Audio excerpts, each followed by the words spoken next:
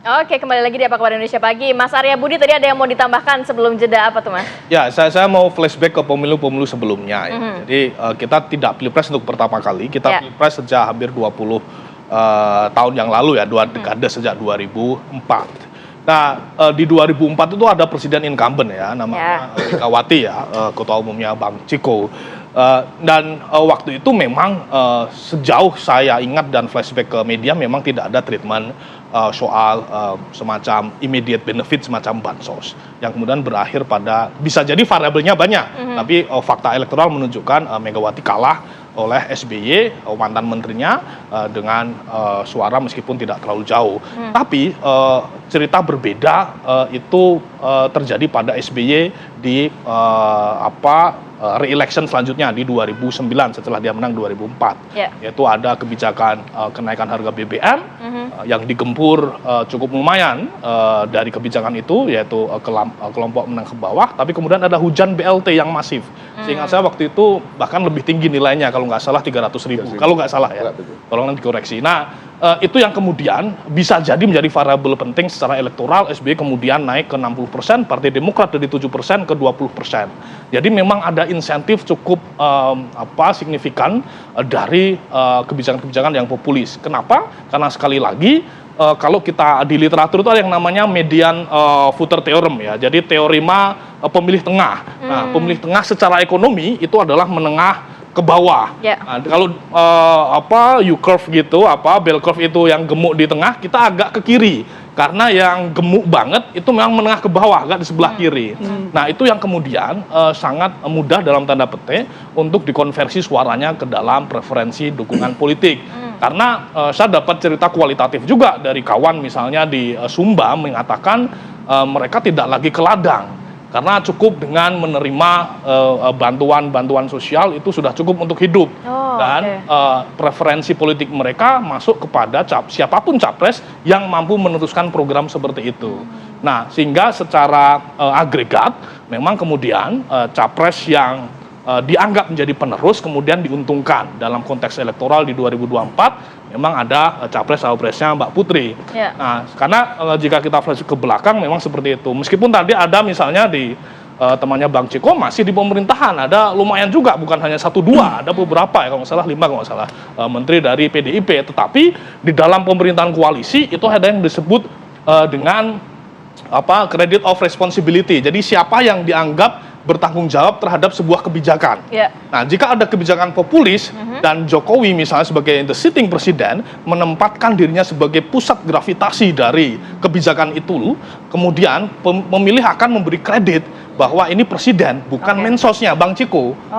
Nah, itu yang kemudian memberi efek elektoral bagi siapapun capres-cawapres yang dianggap meneruskan Jokowi. Nah, itu yang tidak bekerja di 2004. Waktu itu Megawati, ekonomi Indonesia sebenarnya bukan tidak buruk, justru agak bagus. Tetapi seingat saya Megawati cukup jarang tampil di publik dan agak bias menempatkan dirinya sebagai pusat gravitasi pemerintahan. Ya. Waktu itu ada Menko Migrun dan seterusnya, bahkan salah satu Menko menantang dirinya di 2004. Sehingga itu tidak menjadi insentif. Jadi itu kalau kita berkaca pada pemilu-pemilu tahun sebelumnya begitu ya. Tata, kalau melihat begitu dengan apa yang sudah terjadi saat ini, Anda sudah menyampaikan di awal bahwa ini politisasi begitu ya. Kemudian understanding point Anda adalah saat ini kan perubahan itu. Nah, kita kan tidak tahu ya siapa yang akan berkuasa nanti 5 tahun ke depan. Tapi standing point mengenai soal bansos ini itu merupakan hak dan kemudian perlu diteruskan, perlu diberikan. Tapi untuk menghindari hal-hal seperti ini, menurut Anda bagaimana? Ya, bansos ini hak warga negara yang miskin, yang kekurangan, yang sedang kesulitan, dan pemerintah memang punya kewajiban untuk memberikan bantuan. Gitu. Oleh karena itu, paslon kami, Amin, ingin meneruskan bansos, ya, bansos plus dalam arti kualitasnya lebih bagus dan juga cakupannya juga lebih luas. Nah, tetapi yang ingin diperbaiki adalah bagaimana bansos ini diberikan juga dengan etis, itu mengandalkan pada etika. Jangan menjadikan bansos ini sebagai alat politik untuk mendapatkan suara. Seperti tadi yang juga disampaikan oleh Mas Arya. Contoh di Sumba, orang menerima bansos kemudian malas ke ladang, ini kan berbahaya buat masyarakat. berbahaya buat demokrasi. Karena demokrasi ini mensyaratkan orang-orang yang dia berakal, sehat, yang mandiri, sehingga ketika memberikan suara itu dia berdasarkan pada akal sehat, bukan pada suap dari semacam bansos ini gitu. Nah, yang sekarang gimana, Mbak? Nah, yang seperti yang harusnya sekarang gimanain ini, kalau misalnya tudingannya ada begitu. Ya. Tapi kan itu juga hak gitu loh, Mbak. Betul ya. Jadi tadi kita ingin menegaskan bahwa bansos itu yang rutin ya, yang untuk pengentasan kemiskinan seperti PKH tentu saja itu harus berjalan sebagaimana mestinya. Tetapi bansos-bansos yang kedaruratan sebenarnya kan ini pertimbangan pemerintah untuk memberikan dan tidak memberikan.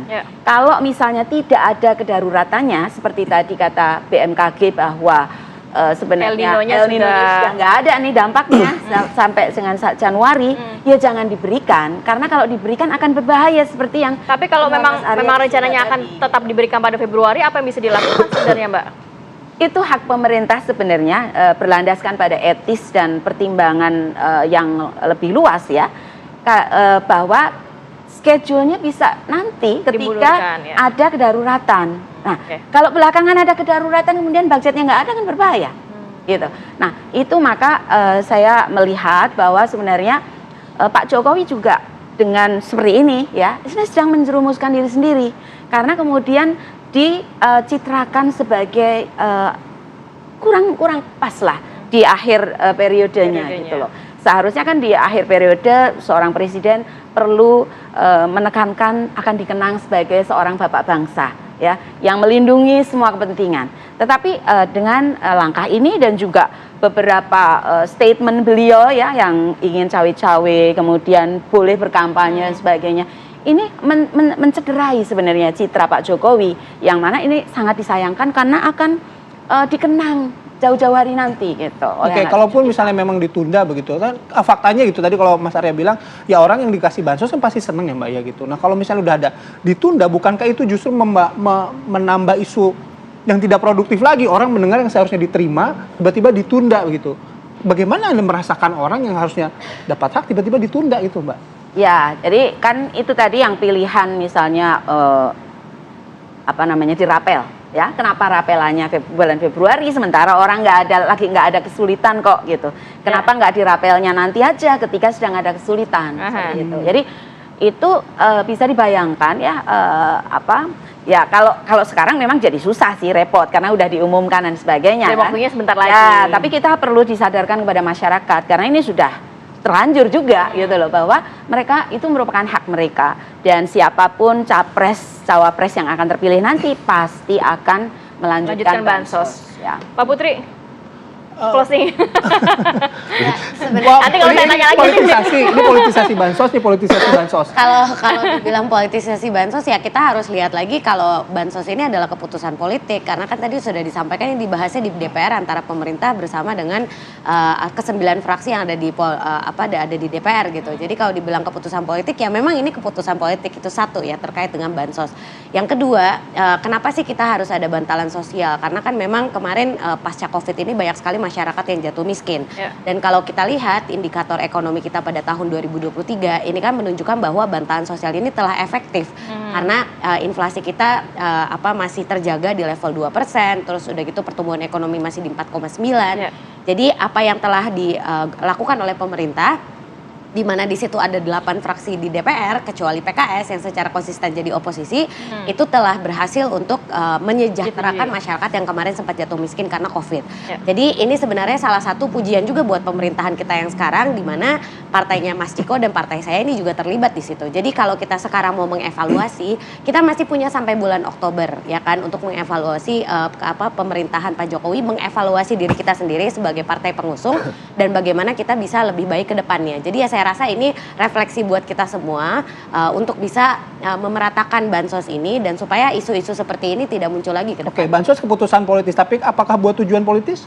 Ya, kalau misalnya dibilang untuk tujuan politis itu kan dikembalikan lagi sama masyarakat. Kalau tadi Mas Ciko bilang kan masyarakat sekarang udah pintar bisa melihat.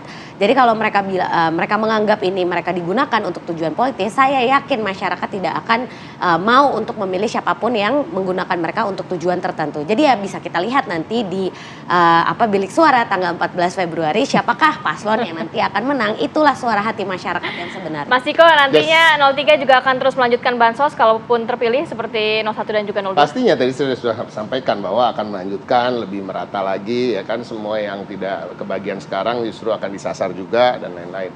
Nah ini tapi besides the point, ini sesuatu hal yang sudah goes without saying ya, karena bansos atau bantuan sosial, bantuan apapun untuk masyarakat fakir miskin dan lain-lain itu sudah suatu hal yang dijamin oleh konstitusi dan nggak mungkin kita tidak lakukan, Mas. Tapi justru penyempurnaan di situ akan dilakukan. Tapi kembali ingin mengatakan soal politisasi bansos, semua masyarakat juga sudah paham ya kan, baik yang menerima maupun bukan yang menerima bansos, bahwa ini adalah politisasi, bahwa ini adalah bagian dari cawe-cawe Pak Jokowi ya kan, di mana di luar ini banyak lagi cawe-cawe yang lain. Tapi saya ingin lanjutkan apa yang disampaikan oleh Mbak Tata tadi. Mbak Tata mengatakan bahwa seharusnya Bapak Jokowi ini diingat sebagai bapak bangsa. Tapi akhirnya pada masa jabatannya ini, terakhir ini dia akan hanya diingat sebagai bapaknya Gibran dan bapaknya Kaisang. Oke, sudah Cukup. selesai kalau kata Pak Mahfud. Selesai kalau kata Pak Mahfud ya. Terakhir singkat Mas Arya. Ya, kalau dari saya sederhana. Jadi jangan sampai bansos ini berubah menjadi tim sukses. Ya. Jadi suka atau tidak, dia memang menjadi salah satu instrumen sebagai amanat Undang-Undang Pasal 33 ya, negara melindungi hajat hidup seluruh masyarakat terutama kelas menengah ke bawah. Itu satu hal, tapi hal lain tentu kita juga penting ya, apalagi diskusi ini kan muncul karena kemudian ada ada kegelisahan ya, suka atau tidak ya mungkin Mbak Putri. Jadi ini sebagai sebuah kebijakan, sebagai produk dari proses politik tentu memang harus dilaksanakan. Tetapi ada momentum elektoral yang memang kita harus hati-hati.